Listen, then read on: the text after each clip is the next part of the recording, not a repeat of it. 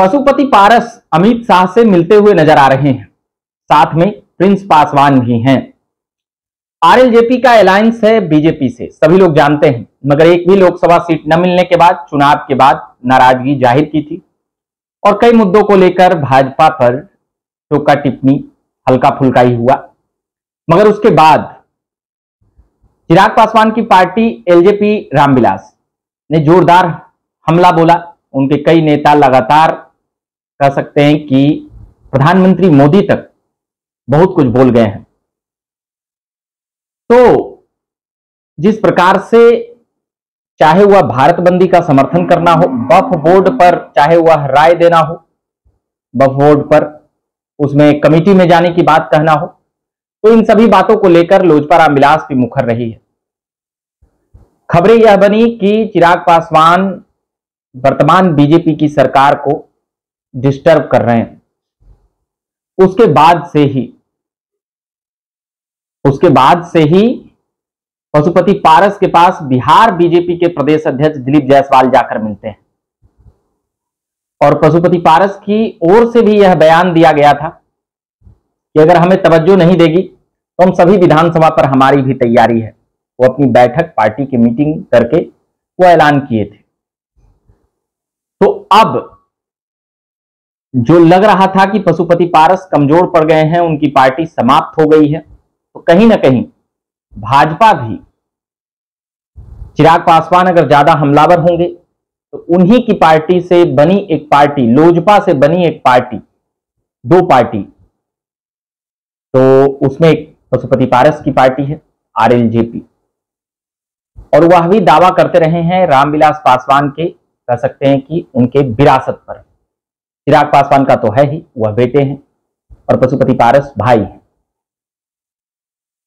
और उनको एक भी लोकसभा सीट नहीं दिया गया था पशुपति पारस को लोकसभा में, जबकि उनके पाले में 5 सांसद थे। उसमें एक सांसद बीना सिंह उधर जाती हैं तो उनको मिलता है। तो उसके बाद भी पशुपति पारस का यह कमिटमेंट था कि हम प्रधानमंत्री नरेंद्र मोदी के लिए ही प्रचार करेंगे लोकसभा में, मगर विधानसभा के चुनाव के वक्त वह इतने मुखर नहीं थे। मगर अब जिस प्रकार से पिछले सप्ताह प्रदेश अध्यक्ष दिलीप जायसवाल मिलने गए, उसके बाद अभी अमित शाह मिलते हुए नजर आए हैं। खबरें यह भी है कि पशुपति पारस को अब उचित सम्मान दिया जाएगा। उसमें उन्हें राज्यपाल बनाने की भी बातें सामने आई है। कुछ देर पहले तक खबर थी कि जेपी नड्डा मिलने वाले हैं, फिर लगा नरेंद्र मोदी से भी उनकी मुलाकात हो सकती है पशुपति पारस की। मगर देश के गृह मंत्री और बीजेपी के पूर्व अध्यक्ष, राष्ट्रीय अध्यक्ष अमित शाह, जिनको इस देश में चाणक्य के नाम से जाना जाता है, और कहा यह भी जाता है कि पार्टी और सरकार में जितनी दखलंदाजी उनकी है उतनी अभी इस देश में किसी की नहीं है। तो उनके साथ मीटिंग होती है।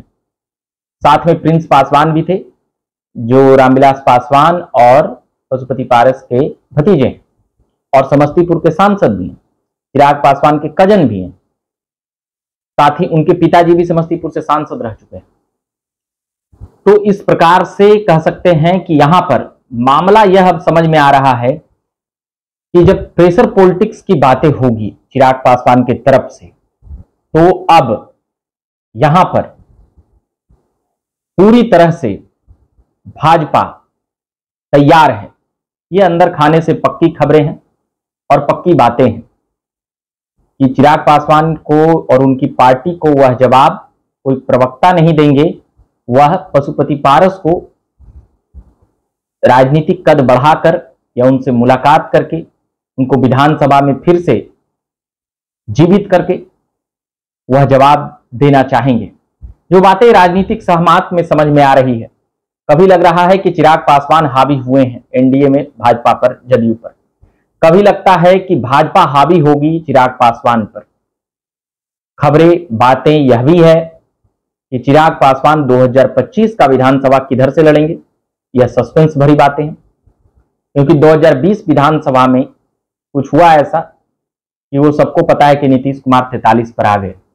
एनडीए की बी टीम कहकर वह चुनाव लड़े थे, 25 में क्या कुछ होगा यह देखना और भी दिलचस्प होते जा रहा है बिहार की सियासत में। फिलहाल पशुपति पारस और अमित शाह की मुलाकात ने एक अलग सुर्खियां बना दी है। खबरें हमने पहले भी कहा कि यहां तक है कि उन्हें राज्यपाल बना करके तो यहां पर और भी कद बढ़ाना चाहेगी चिराग पासवान को कंट्रोल करने के लिए या चिराग पासवान को थोड़ा नीचे करने के लिए। तो ये कुछ बातें थी और भी हम बताएंगे कि कैसे लोजपा के अंतर कलह को भाजपा यहां पर फायदा उठाती हुई नजर आई है। बाकी आप बने रहिए, हम लगातार पॉलिटिकल अपडेट सुनाते रहते हैं और लाते रहते हैं। मेरा नाम रविकांत हुआ, आप देख रहे थे झकास भारत। धन्यवाद।